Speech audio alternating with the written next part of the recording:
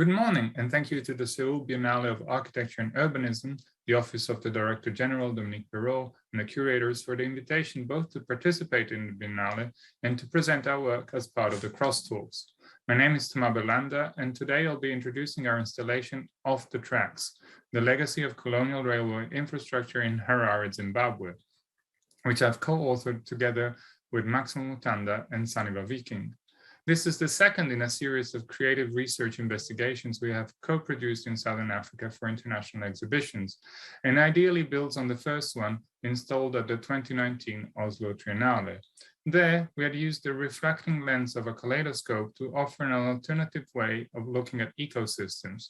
With the work we're presenting today, we're shifting our gaze to the urban realm. It is well known that cities and resilience are concepts which were present and informed urban Africa well before colonial rule, as evidenced by the settlements at Iron Age Great Zimbabwe or medieval Mapungubwe.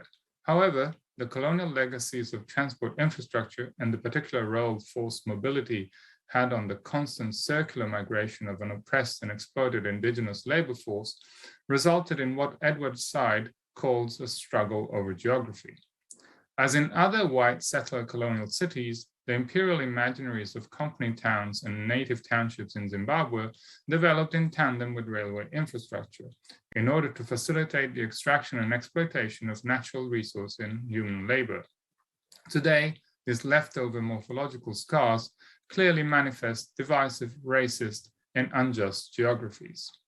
This historical backdrop has led us to conceive of our research trajectory as a screenplay following the three-act structure model of narrative fiction.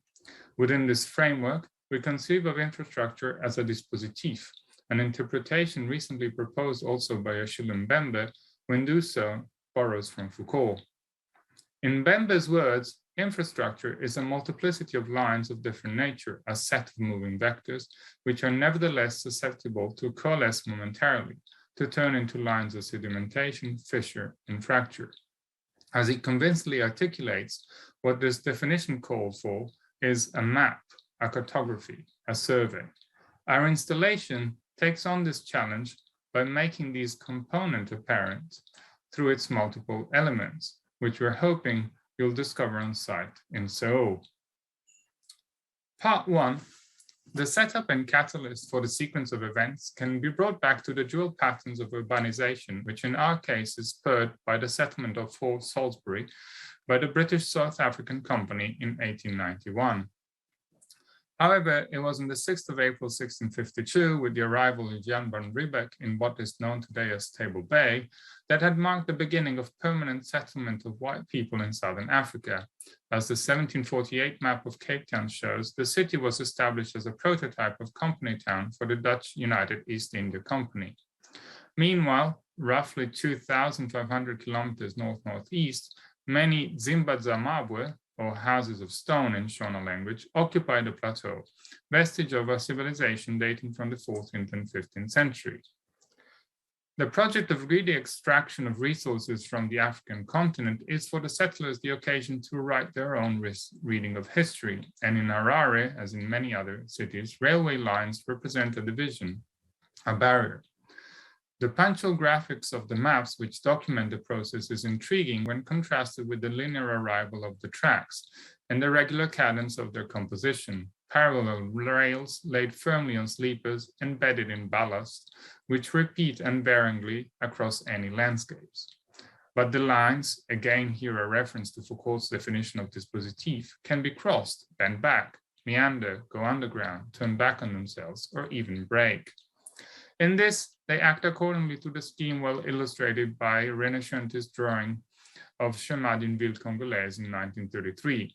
What the architectural engineer from the Ministry of Colonies had drawn was a grid where, for hygienic reasons, a neutral zone separates the European and native areas. Through multiple iterations across continents, this will become the blueprint of a segregated city, where healthy and technocratic measures become nothing other than a divisive racist tool. Much like the measurements of leagues traveled by seafaring colonizers, the pace of land colonization and issues of land ownership is derived from the proliferation of infrastructure, such as road and railroads.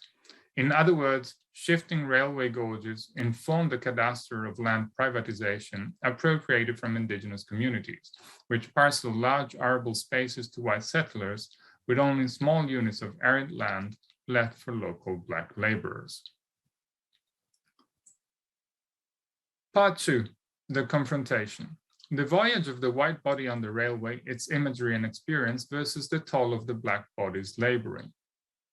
And the atmospheres and sentiments evoked by the tracks must be read in contrast with what Jeremy Foster explains in a 2005 piece, focused on how white travelers enjoyed the rail journey northward from Cape Town, seen here as both the origin of the company town model and the point of departure towards the veld, the unknown plain inhabited by savage animals and hostile populations. Foster writes about accounts and memoirs extolling the pleasures of train travel in South Africa, sometimes described as the best in the world. In this regard, the discordant rhythms of the railway manifest parallel reality. Firstly, the dominant imagery of unimpaired colonization marked by steady and ordered explorations that led to equally ordered company towns with gridded streets. And second, the conquest of the unknown through the act of laying down the tracks. The overture to Sidney Pollack's 1985 filmic version of Karen Blixen's Out of Africa is a quintessential representation of this regimented journey across an occupiable landscape. Which brings up the question of the railway yards in Harare as lieu de mémoire, or indeed powerscape. Reference is made here to Innocent Picurai's archaeological work that demonstrates how particular narratives are used to silence the stories of certain paths. In this case, powerscapes refers to how cultural landscapes on the Zimbabwean plateau exercise political power. Whereas in Europe, decaying abandoned railway buildings have mostly led to increased public consciousness about their heritage, in the African context, we find it useful to reframe Western-based notions of heritage. Off the tracks plays deliberately with the ambiguity of the physical artifact and the need of bare, that is free ground, onto which build. By manifesting how the city was built on farms, promoting subdivision and dispossessions, enforcing native housing in hostels, the analysis point to African ideas about landscape as being holistic. In this regard, the establishment of neighboring reserves, or in Chona Rudzeva tribal trust lands, where white settlers relegated Black inhabitants, is done in connection with the land tenure process and concentrations of means of extraction, production, and cultivation. When looked at it from the sky, both the Chimendura Native Reserve in the Basalit and the railway yards emerge as examples of halls, all for a different function, but all the same. Apparently invisible boundaries of extraction. In between the parts of the divided city lies the railway yards, the site of our investigation. To question and read them, we borrow from the books and biological conceptualization of the whole to express the dismal quality of living in a city in today's post-colonial urban context. Looking at the traces of the void left behind by the extractive process, our research traces stratigraphic investigations into Harare, an ontological paradigm analogous to other artificial African agglomerations. The aim is to illustrate how operating in and upon segregating terrains, compounded by the complexity of conjuring post-pandemic life, calls for geographical imaginaries that go beyond tectonic artifice. It requires exploration, re-representation, and restorative justice that challenges the neoliberal modern urban form and the role infrastructure still plays in seeking fair redistribution, and possibly, quite literally, a model of resistors. Part 3, the resolution of the story and its subplots, brushstrokes for futuristic vision. The operations of identifying the site as a whole, proposing the stitching of reclaimed infrastructure and connecting the common, reaches its climax intended as a derailing. By confronting infrastructural colonialism and its stories of rapid urbanization, the project proposes a hack. The intention behind revealing the geographical constructs leading to the railway yards in Harare is born out of what Carrie Bistrom and Isabel Hoffmeyer describe as the necessity of recalibrating the geographical hierarchies consolidated through intertwined Western imperialism, thus opening new modes of reading landscapes and imagining futures. This is why the research process and its representation in both words, images, maps, and models is conceived of as a careful stratigraphic investigations of railway landscapes that question binary distinctions, to understand territories or ecosystems of discriminatory human settlements in an effort to redress environmental, economic, and racial injustices. Stimela is a famous 1974 track by Hugh Maxakela. The lyrics in Zulu tell the story of the steam train, onomatopoeically Stimela, which travels on coal. Across the porous borders of language, the onomatopoeia of the song title suggests a different mental experience, akin to the banality of Shongololo, the centipede. Mazakela's words speak about local history and the migrant label systems on the mines, reminding everyone that South Africa's wealth and infrastructure was built on the back of labor from all over Africa. In doing so, his perspective echoes that also conveyed by Dorothy Masuka, whose 1993 recording Hamba non Sokolo recounts the journey from Zimbabwe to South Africa by train in search for gainful employment, a process which further divided a typical African city from its local inhabitants. Mindful of Member's reminder that what Foucault calls a line in his definition of dispositif is nothing but linear, we use it to engage with the so-called African practices of the everyday life. Improvisation, open-endedness, and desire to subvert are all incorporated in an alternative to the more institutionalized Vision 2030 or 2050 so common for the African state or city.